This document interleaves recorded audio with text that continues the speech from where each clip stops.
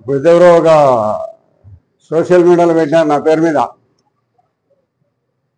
ఏమని నేనేదో మట్కా నడిపిస్తాను, గుట్కా నడిపిస్తాను, నేనేదో వాళ్ళని ఆడుకోమని చెప్పినానని. నీకు డబ్బు సిగ్గు లజ్జ ఉంటే ఒక్కటి రుజువు చేయి, రుజువు చేయరా. క్రికెట్ మట్కా బెట్టింగ్లు ఆడేవాళ్ళు, పంచాయతీలు చేసి డబ్బులు తీసుకునే వాళ్ళు, బ్రాందీలో నీళ్లు కలిపే వాళ్ళందరూ కలిపి పెట్టిస్తారా మీరు? ఒక ఎంట్రుక కూడా బిక్కులేరు మీరు ఎన్ని చేసినా కూడా. నా మీద ఒక్క ఆరోపణ మీరు ఇది రుజువు చేయగలిగితే నేను వెంటనే రాజకీయాల నుంచి తప్పుకుంటా, ఇంట్లో కూర్చుంటా, పొద్దుటూరు కూడా రాను. సిగ్గు లజ్జ లేకుండా మీరు పెట్టిస్తుంటారు. ఇది ఏమవుతుంది? నేను చెప్తాను కదా, మీ వెంట్రుక కూడా బిక్కలేరు నన్ను. మీరు అన్ని అసత్యారోపణలు, ప్రజలు, పొద్దుటూరు ప్రజలు నన్ను 40 సంవత్సరాల నుంచి చూస్తున్నారు. 40 సంవత్సరాలు నేనేంటో, నా రాజకీయ జీవితం ఏమిటో నాకు చూస్తున్నారు. నేను కానీ నా కుటుంబ సభ్యులు కానీ ఎక్కడైనా ఒక ఇంచు భూమి కానీ ₹1 డబ్బు తీసుకునేట్టు ఆరోపణలు చేయండి, రుజువు చేయండి. సిగ్గు లజ్జ లేకుండా మీరు ఏదో సోషల్ మీడియాలో పెట్టినంత మాత్రం ఉంటే ఏమవుతుంది అనుకుంటారు? నా క్యారెక్టర్ ఏమో పొద్దుటూరు ప్రజలకు తెలుసు. మీరు చెప్పినంత మాత్రం ఉందా వినేవాడు ఎవరు లేరు. మీ పార్టీలో వాళ్ళు కూడా మీరు చెప్పే మాటలు నమ్మరు. మీ పార్టీలో నాకు చాలా మంది కావాల్సిన వాళ్ళు ఉన్నారు. పార్టీ రీత్యా పక్క పోయి ఉండొచ్చు, కానీ చాలా మంది కావాల్సిన వాళ్ళు ఉన్నారు. కొంతమంది చెప్పించాను. నేనేదో ప్రదర్శన పెట్టాను చూడు, ఒక 2000 మందితో. నువ్వేమన్నా నేను డబ్బులు తీసుకున్నట్టుగా ఏమన్నా ప్రదర్శన పెట్టి నువ్వు రుజువు చేయి. బ్రాందీలో నీళ్లు కలిపి అమ్మేవాళ్ళు వీళ్ళందరూ మట్కా, క్రిక్కా, గుట్కా, బెట్టింగ్ అన్ని యొక్క దొంగ. ఎప్పుడైతే ఆర్థిక నేరగాళ్ళు ఎవరైతే ఉన్నారో వాళ్ళందరూ పెట్టే సోషల్ మీడియాలో పెట్టాను. ఏవి ఒక ఎంట్రు కూడా పీకలేరు. గుర్తుపెట్టుకోండి, పరిస్థితి పొద్దుటూరు ప్రజలకు తెలుసు. నా ఆస్తి, నా నిజాయితీ నాకు ఆస్తి. నాకు ఆస్తులు లేవు, నా నిజాయితీ ఆస్తి. పొద్దుటూరు ప్రజలు నాకు ఒక ఆస్తి ఇచ్చినారు. నిజాయితీ అనేది నన్ను అభిమానించే ఒక ఆస్తి నాకు ఇచ్చినారు పొద్దుటూరు ప్రజలు. అంతేగాని మీలాంటి విధవులు, చేతగాళ్ళు, దొంగతనంగా బలంది మట్కా, ఇసుక ట్రాక్లు, బెట్టింగులు, పంచాయతీలు చేసేవాళ్ళు, ఏదో అధికారుల మీద పోయి పెన్షన్లు పెట్టి డబ్బులు తీసుకునే వాళ్ళు మీరు ఎవరు ఎక్కడ కూడా వేయగలరు. నీ మనవాడు నీతి గురించి మాట్లాడితే నాకు గుర్తొస్తుంది. నీ మనవాడు హైదరాబాద్లో ఎవరిదో రవి యాదవ్ అనేవాంది భూమి. ఎవరిది? రవి యాదవ్ అనేవాంది భూమి. అపర్ణ కన్స్ట్రక్షన్స్ వాంది భూమి అయితే అపర్ణ కన్స్ట్రక్షన్ పేరుతో వాడు అమ్ముతా అంటే, వాడు నా స్నేహితుడే, నా భాగానికి ఇన్ని ఇండ్లు వచ్చినాయని చెప్పి నీ మనవడికి లేని ఆస్తిని ఫోర్జరీ సంతకంతో ఊర్లో వాళ్ళందరికీ అమ్మి, పొద్దుటూరులకు అమ్మినాడు, మా బూచేపల్లి శివప్రసాద్ బంధువులకు, ఎమ్మెల్యే బంధువులకు అమ్మినాడు, నాగులపల్లిలకు అమ్మినారు. టోకన్ 50 లక్షలు 70 లక్షలు తీసుకొని 40 నుంచి 50 కోట్ల రూపాయలు తీసుకున్నాడు. ఊరంతా స్ప్రెడ్ అయింది, ఊరంతా. దీన్ని నీతి అంటారా, మోసం అంటారా, ఫోర్జరీ అంటారా, ఆర్థిక నేరగాళ్ళు అంటారా, ఘరానా మోసం అంటారా, ఏమంటారో చెప్పు పెద్ద ఆయన. రవి యాదవ్ హైదరాబాదు స్థలము, అపర్ణ కన్స్ట్రక్షను, నీ మనవడు, నా భాగానికి ఇన్ని ఇండ్లు వచ్చినాయి, అపార్ట్మెంట్ ఇన్ని వచ్చినాయి అని చెప్పి గజం 8,000 చొప్పున 12,000 చేస్తాను, నాకు ఎలక్షన్లకు డబ్బు అవసరం ఉందని చెప్పి 8,000 చొప్పున దేశమందరికి అమ్మి 40 నుంచి 50 కోట్లు సొమ్ము చేసుకొని మోసం చేసిన మాట నిజమా కాదా? ఇంకా నీకు డీటెయిల్గా రేపు మళ్ళీ ఇంకోసారి కావాల్సింటే ప్రెస్ మీట్ పెట్టి ఇస్తా. ఏ దానికి అది ఉంది డీటెయిల్. దీనికి సంబంధించి కాగితాలు ఉన్నాయి, నిమ్మకాయల సుధాకర్ భూమికి సంబంధించి ఉన్నాయి, విజయవాడ భూములకు సంబంధించి ఉన్నాయి, ఏ అవినీతికి సంబంధించి అన్నీ ఉన్నాయి డీటెయిల్గా. దయచేసి సంక్షేమ పథకాలకు సంబంధించి రేపైనా నువ్వు ప్రెస్ మీట్ పెట్టి మేము అడిగిన దానికి ప్రజల కోసం సమాధానం చెప్పు. పనికిరాని విషయాలు, పనికిమాలిన మాటలు మాట్లాడకుండా, ఒరే తురే అనేది మాట్లాడకుండా, ఎంటికి బిక్కు ఇంకోటి బిక్కు అనే మాటలు మాట్లాడకుండా సభ్యతగా ప్రజా సమస్యల మీద మేము ప్రశ్నించినప్పుడు గౌరవప్రదంగా సమాధానం చెప్పు. చేతనైతే సమాధానం చెప్పు, చేత కాకపోతే మౌనం అర్ధంగీకారం. మేము మోసం చేసినామని చెప్పి అంగీకరించడమే. మన ప్రొద్దుటూరు ఎమ్మెల్యే నంద్యాల వరదరాజరెడ్డి గారు ఒక పత్రికా ప్రకటన చేస్తూ చాలా ఆగ్రహానికి గురైనాడు. చాలా ఆవేశపూరితమైన కోపంతో తన భాషలో కూడా పట్టుదప్పై మాట్లాడినాడు. 85 సంవత్సరాల వయసులో మాట్లాడకూడని మాటలు పాత్రికేయుల సమక్షంలో తన రాజకీయ ప్రత్యర్థులైనటువంటి మమ్మల్ని ఉద్దేశించి మాట్లాడడం ఎంతవరకు సమంజసమో కాదో ఆయనకే వదిలేస్తానా నేను అంత ప్రజలంతా కూడా విన్నారు ఆయన మాట్లాడిన మాటలు. పోరా రారా అని పిలిచినాడు, నా వెంట్రుక పీకుతారేమరా అన్నాడు. వైఎస్ఆర్ కాంగ్రెస్ పార్టీకి సంబంధించిన మమ్మలను ఒరే అని సంబోధించడం, నా వెంట్రుకే ఉన్న పీకుతారా అని మాట్లాడడం అన్పార్లమెంటరీ లాంగ్వేజ్. 85 సంవత్సరాల ఆయన వయసును గౌరవించి నేను అనదలుచుకోలేదు. కానీ అసభ్యకరంగా మాట్లాడిన ఆయన మాటలైతే మాత్రం ఆయన వెనక్కి తీసుకోవాల్సిన అవసరం ఉంది.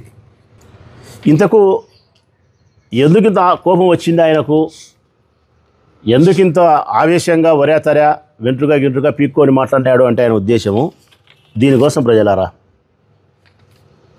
కేవలం దీనికోసం, ఇంత ఏం లేదు. ఒక్కసారి దీంట్లో ఏముందంటే, నిన్న లేక మొన్నటి దినం ప్రొద్దుటూరు పట్టణంలో మట్కా నిర్వహిస్తూ టూ టౌన్ పోలీస్ స్టేషన్లో సర్కిల్ ఇన్స్పెక్టర్ సదాశివయ్య గారు ఒక 7 మందిని అరెస్ట్ చేసినారు. ఆ 7 మంది ఎవరంటే, అందులో ప్రధానమైనటువంటి నిర్వాహకుడు ఎవరంటే కనుక 7వ వార్డులో తెలుగుదేశం పార్టీ తరఫున కౌన్సిలర్గా పోటీ చేసిన అభ్యర్థి శ్రీనాథ్, ఇతను 7వ వార్డు కౌన్సిలర్గా. 7వ వార్డులో వైఎస్ఆర్ కాంగ్రెస్ పార్టీ తరఫున పోటీ చేసింది ఎవరంటే మా గుర్రం లావణ్య. ఈమెకు పోటీగా చేసింది ఈ పిల్లోడు శ్రీనాథ్, తెలుగుదేశం పార్టీ తరఫున. ఈ పిల్లోడే మట్కా నిర్వహిస్తూ 7 మంది అనుచరులతో టూ టౌన్ పోలీస్ స్టేషన్లో పట్టుబడినాడు. కేసు పెట్టినారు. పోలీసు వాళ్ళు కూడా ఇందులో ఉన్నారు, సర్కిల్ ఇన్స్పెక్టర్ అందరూ ఉన్నారు. ఇదే విషయాన్ని వైఎస్ఆర్ కాంగ్రెస్ పార్టీకి సంబంధించిన మా యువకులు, వంశీ అనే మా అబ్బాయి, మా పార్టీకి సంబంధించిన వాళ్ళే సోషల్ మీడియాలో ఈ పోస్టింగ్ పెట్టినారు. ఏం పెట్టినారు? అనుచితమైన వ్యాఖ్యలు ఎక్కడ ఏం చేయలే, పెద్ద ఆయన అగౌరవపరచలే, ఒరే తరే మాట్లాడలే, ఏందే కానీ చెడ్డ మాటలు మాట్లాడలే. ప్రొద్దుటూరు పట్టణంలో మట్కా నిర్వహిస్తూ పోలీసులకు పట్టుబడ్డ ఎమ్మెల్యే నంద్యాల వరదరాజిరెడ్డి గారి ప్రియశిష్యుడు బండారు రాజకులాయప్ప గారి మనవడు 7వ వార్డు తెలుగుదేశం పార్టీ కౌన్సిలర్ అభ్యర్థి బండారు శ్రీనాథ్ మరియు 7 మంది అతని అనుచరులు. కింద ఏం రాసినారు దాంట్లో అంటే, పెద్ద ఆయన ఎన్నికల కంటే ముందు నువ్వు పెద్ద మాటలు చెప్పినావు కదా, నేను ఈ ప్రొద్దుటూరు పట్టణంలో మా పార్టీ అధికారంలోకి వస్తానే మట్కా లేకుండా చేస్తా, గుట్కా లేకుండా చేస్తా, జూదం లేకుండా చేస్తా, క్రికెట్ బెట్టింగ్ లేకుండా చేస్తా, ఉక్కు పాదం మోపుతా, స్టీల్ పాదం మోపుతా, లేకుంటే ఇంకోటి సిల్వర్ పాదం మోపుతా అని చెప్పినావు కదా పెద్ద ఆయన. మరి సంవత్సరమైందే ప్రొద్దుటూరులో మీ పార్టీ అధికారంలోకి వచ్చి నువ్వు ఎమ్మెల్యే అయ్యి, మరి మట్కా జరుగుతుంది, క్రికెట్ జరుగుతుంది, జూదం జరుగుతుంది, గుట్కా అమ్ముతున్నారు, బెల్ట్ షాపులు ప్రారంభమైనాయి, ఇసుక అక్రమ రవాణా జరుగుతుంది. ఇవన్నీ కూడా పెట్టలే. ఇది పోలీసు వాళ్ళు పట్టుకున్నారు కదా, కేసు పెట్టినారు కదా, ఇదిగో మీ వాళ్ళే తెలుగుదేశం పార్టీ అభ్యర్థి అని చెప్పి ఉండబడిన సత్యాన్ని ఇందులో చూపించినారబ్బా. పెద్ద ఆయన ఏమనలే. ఇంకా నిజాయితీగా చెప్పాలంటే పెద్ద ఆయన మటకా నిర్వహించి లెక్క తీసుకున్నాడని చెప్పి మా ఉద్దేశం కాదు, ఇందులో లేదు అది. నేను ఒక వైఎస్ఆర్ కాంగ్రెస్ పార్టీ ఇన్ఛార్జిగా 2 సార్లు ఎమ్మెల్యేగా పనిచేసిన నేను ఆయన ప్రత్యర్థిగా చెప్తా ఉన్నా, మట్కా నిర్వహిస్తూ ఆయన లెక్క తీసుకోలే, మట్కా నిర్వహించిన వాళ్ళు నీ పార్టీ వాళ్ళు. మా పాయింట్ అదిడా. కానీ గతంలో మీరేం మాట్లాడినారు? వైఎస్ఆర్ కాంగ్రెస్ పార్టీ అధికారంలో ఉన్నప్పుడు మట్కా ఈ ఊర్లో ఎవరు నిర్వహించినా నేను లెక్క తీసుకునే అన్నారు. గుట్కా ప్యాకెట్లు ఎవరు అమ్మినా ఎమ్మెల్యేగా నేను లెక్క తీసుకునే అన్నారు. క్రికెట్ బెట్టింగ్లు ఎవరు నిర్వహించినా నేను లెక్క తీసుకునే అన్నారు. మంగత ఎవడు ఆడినా నేను లెక్క తీసుకునే అన్నారు. ఎవడు ఇసుక అమ్మినా నేను లెక్క తీసుకునే అన్నారు. సబ్ రిజిస్టర్ ఆఫీసులో వారి ఆస్తులనే నేను పేర్లు మార్చి చేసినా అన్నారు. ఎవడు భూములు ఏడ కబ్జా చేసినా నేనే కబ్జా చేసినా అన్నారు. ఎవడు హత్య చేసినా నేనే హత్య చేసినా అన్నారు. సీఎం రిలీఫ్ ఫండ్ చెక్కులు ఎవరు ఏమి చేయకపోయినా నేనే చేసినా అన్నారు. చిట్ట చివరకు నేను కట్టిన ఇండ్లు అవినీతి లెక్కతో అన్నారు. నేను తినే బువ్వ అవినీతి లెక్కతో అన్నారు. రాజన్న పేరుతో నేను పెట్టిన బువ్వ, ఉచిత బువ్వ అవినీతి లెక్క అన్నారు.